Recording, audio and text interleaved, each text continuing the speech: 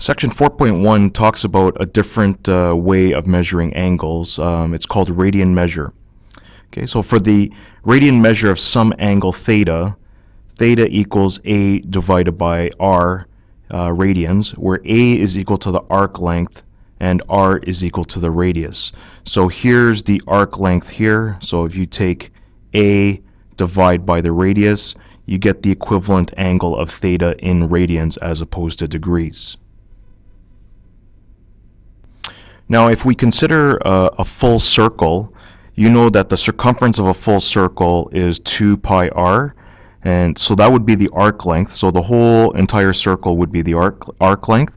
If we divided it by the radius, any radius, okay, the two r's would cancel, and you would end up with 2 pi radians. Therefore, a full circle is 2 pi radians. So let's take a look at how we can convert radians to degrees, and also how we convert degrees to radians. Okay, so as I told you, 2 pi radians is a full revolution of a circle, so that's equal to 360 degrees. If I divide both sides by 2 pi, that's how I get 1 radian. I get 360 divided by 2 pi. I can see how the 2 and the 360 divides out. 1 radian is equal to 180 divided by pi. Okay. In terms of degrees to radians, 360 degrees equals 2 pi radians. Divide both sides by 360, and the 2 divides into the 360. So 1 degree is pi over 180 radians. Okay. That means 1 radian is equivalent to 180 divided by pi, or approximately 57.3 degrees. And 1 degree is pi divided by 180 radians, or approximately 0.0175 radians. So let's look at a couple of examples. The first example, we want to convert 225 degrees into radian measure. Remember, 1 full circle, 2 radians is equal to 360 degrees. I can simplify this and just say pi radians is equal to 180 degrees. So now I want to find out what 1 degree is in radian measure. Again, 1 degree now is pi divided by 180. Okay. So if I take 225 degrees, I can make this equal to 225 degrees times pi over 180 radians. Okay. These two numbers are divisible by 45. So I'm dividing this number by 45 and dividing this number by 45. And I end up reduced form 5 over 4 pi radians. And you can leave your answer in this form, in fractional form. I prefer that you leave your answer in this form. Now let's look at an example going the other way. So I want to convert 5 over 6 pi radians to degrees. Okay. So again, I need to know one of the conversion factors. The easiest one to remember is pi radians is equal to 180 degrees. Okay. So 5 over 6 pi, and how can I convert this back to degrees? Well, I just have to replace the pi with 180 degrees. So 5 times 180 divided by 6. I recognize that 6 and 180 are in common with one another. So the 6 can cancel out or divide out, and I'm left with 30. 5 times 30 leaves you with 150 degrees. Now I want to take a look at an application example, and the question is, the London Eye Ferris wheel has a diameter of 135 meters and makes 1 complete revolution in 30 minutes.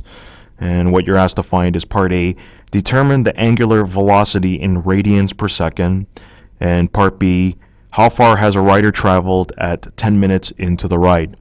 So let's start with part A.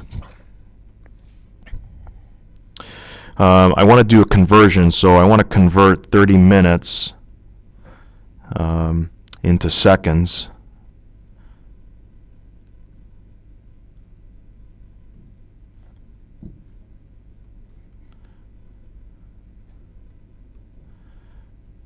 and I end up getting 1800 seconds. Okay. And now if I want to calculate the angular velocity,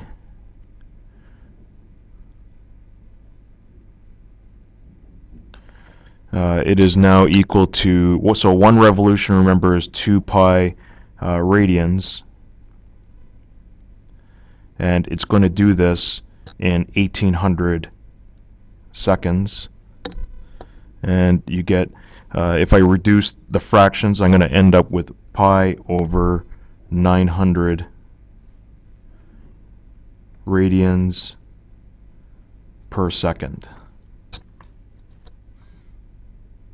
For part B, we also have to make a few calculations. So I need to find the radius, because the measurement in the question is given as diameter. So this is 135 divide by 2, and therefore the radius is 67.5 meters. I also need to know how many revolutions 10 minutes is.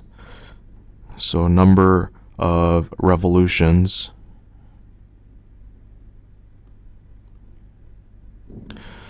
and if they go 10 minutes but it takes 30 minutes to go all the way around, okay, this is 1/3 of a revolution. If you remember back at the beginning of the lesson, the angle measurement in radians is equal to arc length divided by radius. Okay. So therefore, if we want to find the distance traveled,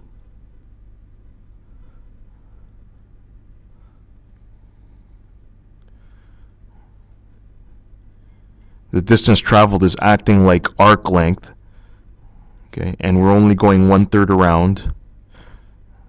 The arc length for the full revolution is 2 pi, and we're going to multiply by the radius, which is 67.5, and we get approximately, or it's going to be equal to, if you leave it in pi units, it's 45 pi meters. Okay, so this concludes the video for section 4.1. If you follow the unit outline for the homework, you can use the class time to complete the homework. I would suggest that you make your own notes based on the video, summarize some of the key themes of the video, and perhaps write some questions down if there are still some aspects of the video that are unclear to you, and I will address them on Monday of next week. All right, take care.